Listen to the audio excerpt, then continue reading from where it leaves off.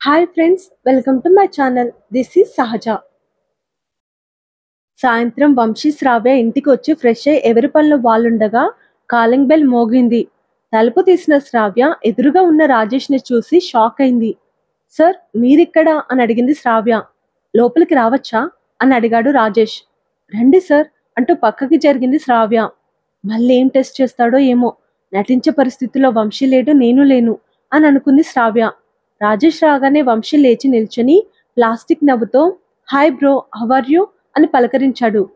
I'm fine, కూర్చోండి అంటూ సోఫాలో కూర్చున్నాడు రాజేష్. అతను ఎదురుగా కూర్చున్నారు వంశీ శ్రావ్య. మీతో ఒక విషయం చెప్పడానికి వచ్చాను అని అన్నాడు రాజేష్. ఏ విషయం అని అడిగారు వంశీ శ్రావ్య ఒకేసారి. లండన్లో కొత్త బ్రాంచ్ పెట్టాం, అది చూసుకోవాల్సిన బాధ్యత నా మీదే ఉంది. సో నేను అక్కడికి వెళ్ళిపోతున్నాను. ఇక మీదట అక్కడే ఉంటాను. మీ ఇద్దరికి పెళ్లి కాలేదని అనుమానంతో మీకు చాలా టెస్ట్ పెట్టాను. నా నుండి ఇక మీకు ఏ ఇబ్బంది లేదు. మీరు వైఫ్ అండ్ హస్బెండ్ అని నేను నమ్ముతున్నాను. ఇప్పటి వరకు మీకు చెప్పలేదు కదా. Wish you happy married life అంటూ ఇద్దరికి షేక్ హ్యాండ్ ఇచ్చాడు రాజేష్. థ్యాంక్స్ అని చెప్పారు ఇద్దరు నవ్వు నటిస్తూ.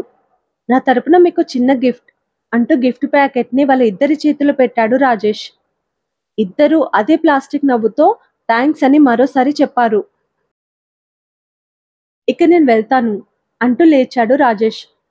సార్, కాఫీ తాగి వెళ్ళండి, ఇప్పుడే తీసుకొస్తాను అంటూ శ్రావ్య కదులుతుంటే, వద్దు శ్రావ్య, ఇంకాసేపట్లో నాకు ఫ్లైట్ ఉంది, లేట్ అవుతుంది.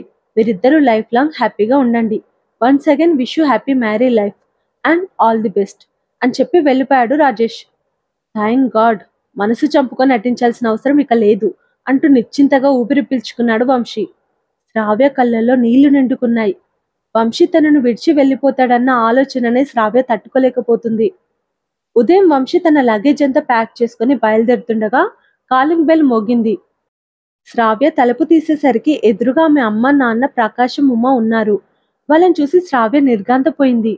అమ్మా, నాన్న మీరెక్కడా అని అడిగింది శ్రావ్య కంగారు పడుతూ. ప్రకాశం, ఉమ్మ లోపలికొచ్చి వంశీని చూశారు. అంటే ఆమె చెప్పింది నిజమే అన్నమాట అంటూ కోపంగా శ్రావ్య చెంప పగలగొట్టాడు ప్రకాశం. ఆడపిల్లని, అది సొంత కూతుర్ని కొడతారా ఆవేశంగా అన్నాడు వంశీ. ప్రకాశం వంశీ చెంప చెల్లుమనిపించాడు. వంశీకి చాలా కోపం వచ్చింది, కానీ కంట్రోల్ చేసుకున్నాడు. ఇంత గారాబంగా పెంచానే నిన్ను, ఇంత పాపిష్టి పని చేస్తావనుకోలేదు అంటూ ప్రకాశం ఆవేశంగా తిడుతుంటే, నా కడుపులో చెడబుట్టావు కదే అంటూ ఉమ్మ శ్రావ్య వీపును బాధేస్తుంది. శ్రావ్య ఏడుస్తుంది, కానీ ఒక్క మాట కూడా మాట్లాడలేకపోయింది. వంశీ ఉమ్మనాపి, అసలేం చేస్తున్నారు? జరిగిందేంటో కనుక్కోకుండా ఇలా ఇష్టం వచ్చినట్లు కొడుతున్నారేంటి? తను ఏ తప్పు చేయలేదు అని అరిచాడు వంశీ. నోర్ముయ్, ఇంకొక మాట మాట్లాడితే చంపేస్తా. చేసిందంత చేసి తప్పు లేదంట.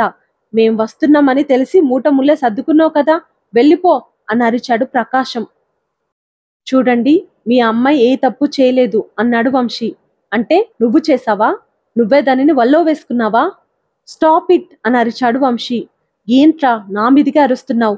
కళ్ళు పెద్దవి చేసి చూశాడు ప్రకాశం. వినని మూర్ఖులకి ఏం చెప్తాం అన్నాడు వంశీ.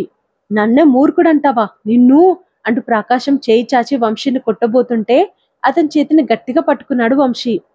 ఒక్కసారి కొడితే పెద్దవాళ్ళు కదా అని ఊరుకున్నాను, ఇంకోసారి కొడితే పెద్దవాళ్ళని కూడా చూడను అన్నాడు వంశీ కోపంగా. అంటే ఏం చేస్తావురా, కొడతావా అని అరిచాడు ప్రకాశం. ఇప్పటికైనా ఏం జరిగిందో మీ అమ్మాయిని అడిగి తెలుసుకోండి అంటూ లగేజ్ పట్టుకొని వెళ్ళిపోయాడు వంశీ. అలా బొమ్మల నిలబడ్డావంటే పోయి దాని బట్టలన్నీ సర్ది తీసుకునిరా అని గట్టిగా ఉమ్మతో అన్నాడు ప్రకాశం. నాన్న, అసలేం జరిగిందంటే ఏడుస్తున్న శ్రావ్య చెప్పబోతుంటే, మాట్లాడుకు, నేను చూస్తేనే కంపరం వేస్తుంది. ఇంత పాపిష్టి పని చేసిన దానివి ఎన్ని అబద్ధాలైనా చెప్తావు. ఇప్పటి వరకు నీ ఇష్టానికి వదిలేశాను, ఇక మీదట నాకు ఇష్టం వచ్చినట్లు చేస్తాను అని కోపంగా చెప్పాడు ప్రకాశం. ఉమ్మ బ్యాగ్తో రాగానే ఇంటికి తాళం వేసి శ్రావ్యని తీసుకుని ఊరికి వెళ్ళిపోయారు. ప్రకాశం మళ్ళీ పెళ్లి సంబంధాల వేటలో పడ్డాడు. శ్రావ్య వద్దని ఎంత చెప్పినా వినిపించుకోలేదు. శ్రావ్య వంశీకి ఫోన్ చేసింది. వంశీ ఫోన్ లిఫ్ట్ చేయలేదు. రేపు నాకు పెళ్లి చూపులు వంశీ అని వాయిస్ మెసేజ్ పెట్టింది శ్రావ్య. వంశీ అది విని పట్టించుకోనట్లు ఉండిపోయాడు. శ్రావ్యకి చాలా కోపం వచ్చింది. చేసేదేమి లేక శ్రావ్య పెళ్లి చూపులకు తయారవ్వాల్సి వచ్చింది. పెళ్లి కొడుకు వాళ్ళు వచ్చారు. ఉమా, అమ్మాయిని తీసుకునిరా అని అన్నాడు ప్రకాశం. ఉమ శ్రావ్యని తీసుకొచ్చి వాళ్ళ ఎదురుగా కూర్చోబెట్టింది. పెళ్లి కొడుకు శ్రావ్యని చూసి షాక్ అయ్యాడు. కోపంగా లేచి, ఒక అబ్బాయితో రాసుకు పూసుకొని తిరిగిన దాన్ని నాకు అంటగట్టాలని చూస్తున్నారా అని అరుస్తూ అడిగాడు. ఏం మాట్లాడుతున్నావు? మా అమ్మాయి నిప్పు అని అన్నారు ఊరిలోని బంధువులు. మీ నిప్పు ఏం చేసిందో చూడండి అంటూ ఫోన్లో గ్యాలరీ ఓపెన్ చేసి వంశీ శ్రావ్య నడుం పట్టుకుని భార్యాభర్తలుగా దిగిన ఫోటో ఏదైతే రాజేష్ తీశాడో అది చూపించాడు.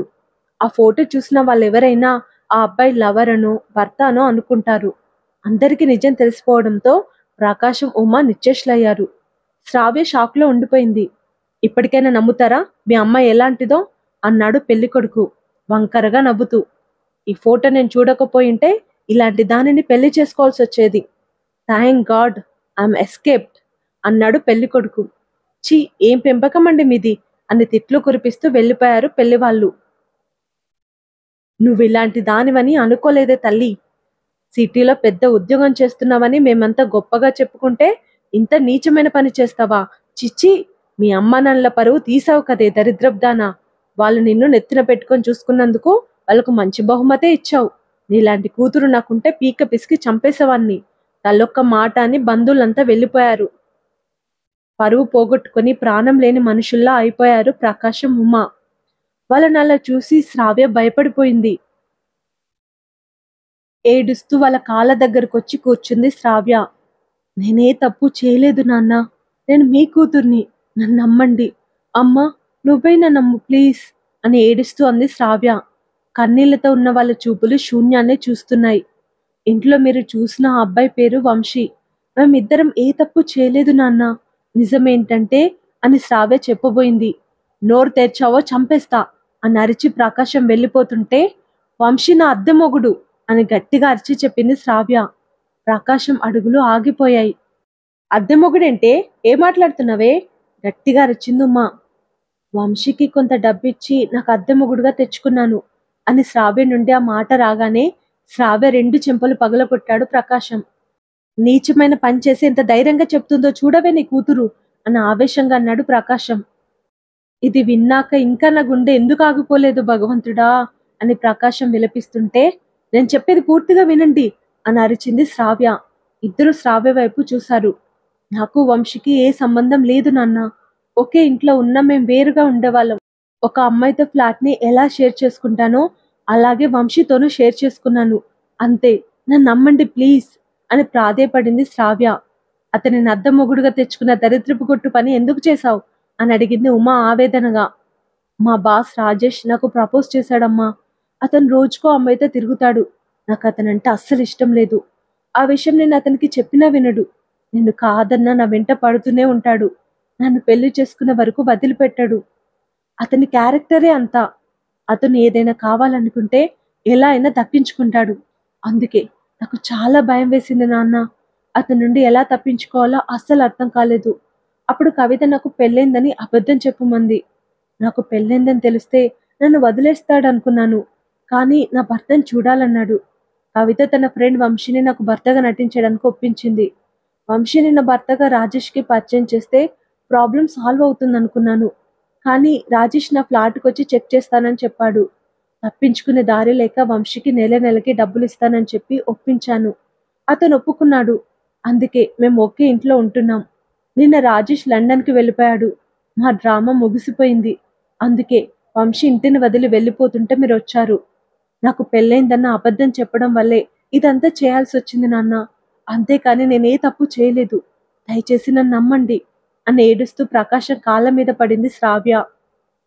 కాళ్ళ మీద పడిన కూతుర్ని లేపి కన్నీళ్లు తుడిచి గుండెలకు హత్తుకున్నాడు ప్రకాశం. నా పెంపకాన్ని తప్పుబట్టాను. నీకు మాట్లాడే అవకాశాన్నే ఇవ్వలేదు. నన్ను క్షమించమ్మా కన్నీళ్లతో అన్నాడు ప్రకాశం. కూతురు ఒక అబ్బాయితో కలిసి ఒకే ఇంట్లో ఉంటే ఏ తల్లిదండ్రులైనా భరించలేరు నాన్న అని అంది శ్రావ్య. జరిగిందేదో జరిగిపోయింది. ఇక అంతా మర్చిపో. మీకు మంచి అబ్బాయిని చూసి పెళ్లి చేస్తాను అని అన్నాడు ప్రకాశం. వంశీని ప్రేమించానని శ్రావ్య చెప్పాలనుకుంది. తనకు పెళ్లి చూపులని తెలిసిన వంశీ పట్టించుకోకపోయేసరికి శ్రావ్య చెప్పలేకపోయింది. వీళ్ళ మాటలన్నీ ప్రకాశం కుటుంబం అంటే పడని ఒక ఆవిడ వింది. శ్రావ్య అద్దెమొగుడిని తెచ్చుకుందన్న విషయం ఊరంతా మారుమ్రోగిపోవాలి. కానీ ఇప్పుడు కాదు, సరైన సమయం కోసం ఎదురు చూస్తా అనుకుని ఆవిడ అక్కడి నుండి వెళ్ళిపోయింది. శ్రావ్య రూమ్లోకొచ్చి అసలు ఆ ఫోటో పెళ్లికొడుకు దగ్గరికి ఎలా వచ్చింది? రాజేష్ వంశీ నా ఫోన్లో తప్ప ఆ ఫోటో ఇంకెక్కడా లేదు. మరెవరు సెండ్ చేశారు అని ఆలోచిస్తూ ఉండిపోయింది. ఆ ఫోటో కారణంగా శ్రావ్యకి సంబంధాలు చూడ్డానికి పేరయ్య కూడా ఒప్పుకోలేదు. అందుకే స్వయంగా ప్రకాశం సంబంధాలు చూడడం మొదలుపెట్టాడు. శ్రావ్య గురించి తప్పుగా మాట్లాడుతూ ఎవరు తమ అబ్బాయిని శ్రావ్యకిచ్చి పెళ్లి చేయడానికి ఒప్పుకోలేదు. అన్ని చోట్ల అవమానాలు పడుతున్న తండ్రిని చూసి శ్రావ్య తట్టుకోలేకపోయింది. ఇప్పుడే పెళ్లి వద్దని ఆమె చెప్పిన ప్రకాశం వినిపించుకోలేదు. శ్రావ్యకి ఎంత త్వరగా పెళ్లి చేస్తే అంత త్వరగా కూతురు మీద పడిన నిందను మర్చిపోతారని, అతను తలెత్తుకొని తిరగగలనని ప్రకాశం ఆరాటం. ఎలాగైతేనేం 3 రోజుల్లోనే ఒక సంబంధాన్ని కుదుర్చుకున్నాడు ప్రకాశం. శ్రావ్య బంగారం. ఎవరో ఫోటో మార్పింగ్ చేసి శ్రావ్యను బ్యాడ్ చేశారు. మాకు మీ పెంపకం ఎలాంటిదో తెలుసు అని ప్రకాశం నమ్మేలా చెప్పారు ఆ పెళ్లి వాళ్ళు. కానీ వాళ్ళ ఉద్దేశం వేరు. ప్రకాశానికి కోట్ల విలువ చేసే 50 ఎకరాల పొలం ఉంది. హైదరాబాద్లో శ్రావ్య ఉంటున్న ఫ్లాట్ ప్రకాశం కొన్నదే. శ్రావ్య ప్రకాశానికి ఒక్కగానొక్క కూతురు. పెళ్లి చేసుకుంటే ఆస్తంతా వాళ్ళదే అవుతుందని ఆశపడ్డారు. పిల్లదేముంది, ఈ కాలంలో అందరూ అలాగే ఉంటున్నారు. ఇంకో పిల్లని చేసుకున్నా అదలాంటిది కాదని గ్యారెంటీ ఏముంది? ఇలా మచ్చపన్న పిల్లని చేసుకుంటే అణిగిమణిగి ఉంటుందని సర్ది చెప్పుకొని శ్రావ్యం చేసుకోవడానికి ఒప్పుకున్నారు వాళ్ళు.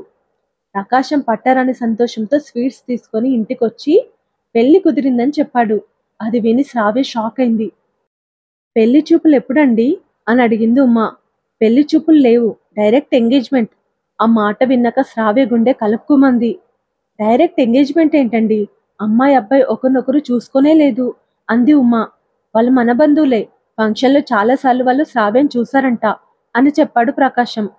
శ్రావ్య అబ్బాయిని చూడలేదు కదా అంది ఉమా. ఫోటో తీసుకొచ్చాను. అబ్బాయి చాలా బాగుంటాడు. వంక పెట్టలేం. చాలా మంచివాడు. ఏ అలవాటు లేదు. నేను ఎంక్వైరీ చేసి సంబంధం కుదుర్చుకున్నాను అని చెప్పాడు ప్రకాశం. మరి జాబ్, శాలరీ అని అడిగింది ఉమా.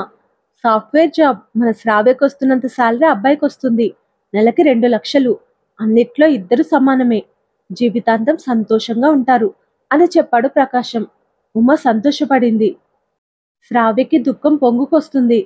ప్రకాశం శ్రావ్యకి అబ్బాయి ఫోటో ఇచ్చాడు. గదిలోకి వచ్చి ఫోటోను దూరంగా విసిరేసి వంశీకి ఫోన్ చేసింది శ్రావ్య. వంశీ ఫోన్ లిఫ్ట్ చేయలేదు. ఇంకా ఎన్ని రోజులురా నా మీద కోపంగా ఉంటావు? నన్ను పూర్తిగా మర్చిపోయావా వంశీ అంటూ ఏడుస్తుంది శ్రావ్య. ఆ తర్వాత జరగబోయేది నెక్స్ట్ ఎపిసోడ్లో తెలుసుకుందాం. Thank you. బాయ్.